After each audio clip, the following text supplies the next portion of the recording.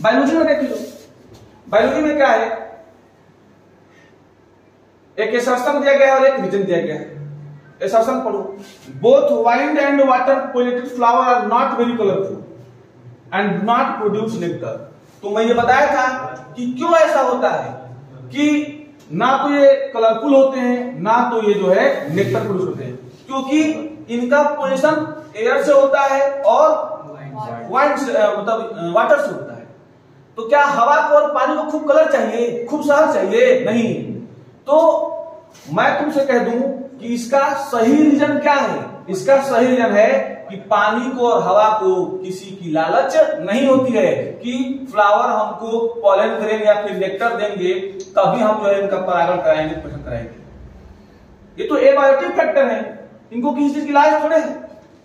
तो इसीलिए जिन फ्लावर में वाइंड और वाटर से पोल्यूशन होता है उन लोगों में जो फ्लावर होता है वह कलरलेस होता है और जो है नेक्टर प्रोड्यूस नहीं करता है। तो रीजन क्या होगा? क्योंकि हवा और पानी को किसी प्रकार का लालच नहीं होता है। रीजन क्या लिखा है? The flower produce enormous amount of pollen grain in wind and water pollinated flower. हाँ, ये इनॉर्मस क्वांटिटी में इसलिए प्रोड्यूस करते हैं ताकि लॉस होने के चांसेस ज्यादा होते हैं।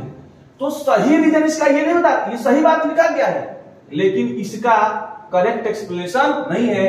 करेक्ट एक्सप्लेनेशन होता कि वाइंड को और वाटर को किसी चीज की लालच नहीं होती है, ये तो एबायोटिक फैक्टर है, इनको कुछ बदले में चाहिए नहीं होता है, जबकि ये रीजन दूसरा लिखा है। हालांकि सही बात है, दोनों सही है लेकिन इसका ये करेक्ट एक्सप्लेनेशन नहीं है। तो आंसर होगा both A and R are true but R is not the correct explanation of A. Answer क्या होगा? सेकंड। कितना आसान है, कह चुका हूं। आगे का सवाल क्या है? How many meiotic and mitotic division need to occur for the development of a mature female gametophyte from the megaspore mother seed. पहले मियोटिक का मतलब अर्धसूत्री विभाजन, गुणसूत्र संख्या आधी हो जाए, और उसके बाद से माइटोटिक डिवीजन का मतलब समान समसूत्री विभाजन, मतलब ये गुणसूत्र संख्या क्या रहे? समान रहे। मैं तुम लोगों को अपने जब एंड्रॉइड बोर्ड में पढ़ा रहा था तो बता रहा था, देख लो, मैं तुम लोग को पढ़ा रहा था कि मान लो अगर हम लोग को फीमेल गैमेटोफाइट बनाना है, क्या बनाना है? Female gametophyte. तो देखो मेगास्पोर मदर सेल है, मेगास्पोर मदर सेल में एक बार क्या किया गया है? मियोसिस। चाहो तुम मियोसिस कहो चाहो तुम मियोटिक कहो, एक बार कराया गया तो 4 मेगास्पोर बने जिसमें 3 नष्ट हो गए, एक फंक्शनल मेगास्पोर बचा। अब इसमें मोनोस्पोर डेवलपमेंट होगा। अब क्या होगा? फ्री न्यूक्लियर डिवीजन होगा। अब की बार गुणसूत्रों की संख्या समान रहती है, एक बार, 2 बार और 3 बार। लगातार कितनी बार हुआ है? 3 बार। तो यहाँ पर गुणसूत्रों की संख्या समान रहती है, मतलब कि माइटोसिस होता है, और यहाँ पर 2n से ये n हो जाता है, गुणसूत्रों की संख्या क्या होती है? घट जाती है, आधी हो जाती है। तो एक बार क्या हो रहा है? मियोसिस, और 3 बार क्या हो रहा है? माइटोसिस। तब जाकर के क्या डेवलप हो जाता है? फीमेल गैमेटोफाइट, जो कि क्या होता है? 7 सेल और 8 न्यूक्लियस।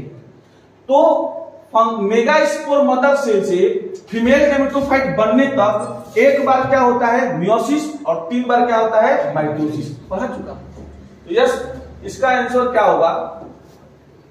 इसका आंसर क्या होगा? हाउ मेनी मियोटिक, मियोटिक कह दो चाहो तो मियोसिस कह दो, तो कितना होगा? ए। एंड माइटोटिक डिवीजन कितना होगा? 3। क्या बनाने के लिए? मैच्योर फीमेल गैमेटोफाइट बनाने के लिए। तो 1 मियोसिस एंड 3 माइटोसिस। थर्ड वाला क्या होगा? आंसर। पढ़ा चुका हूं सब। उसके बाद ये तो सवाल लल्लू पंजू सवाल है। 5 प्रकार के प्लांट होते हैं, एल्गी, ब्रायोफाइटा, टेरिडोफाइटा, जिम्नोस्पर्म और एंजियोस्पर्म। ना इसमें रूट होता है, ना स्टेम होता है, ना लीफ होता है। इसमें root stem leaf like structure होता है, ट्रू रूट स्टेम लीफ होता है। रूट स्टेम लीफ के अलावा सीड आता है, लेकिन फ्लावर नहीं होते हैं, जिसके चलते ओवरी नहीं होता है और सीड के ऊपर कोई कवरिंग नहीं होती है, तो सीड नेकेड रहता है, नंगा रहता है। बाकी यहाँ पर सीड के ऊपर मान लो सीड है तो इसके ऊपर फल के रूप में ऐसे रहेगा, तो ये सीड कवर रहेगा, लेकिन यहाँ पर सीड कवर नहीं रहेगा, सीड आर नेकेड। इसमें जिम्नोस्पर्म में तो जब शुरुआत किया था चैप्टर का तो बताया था।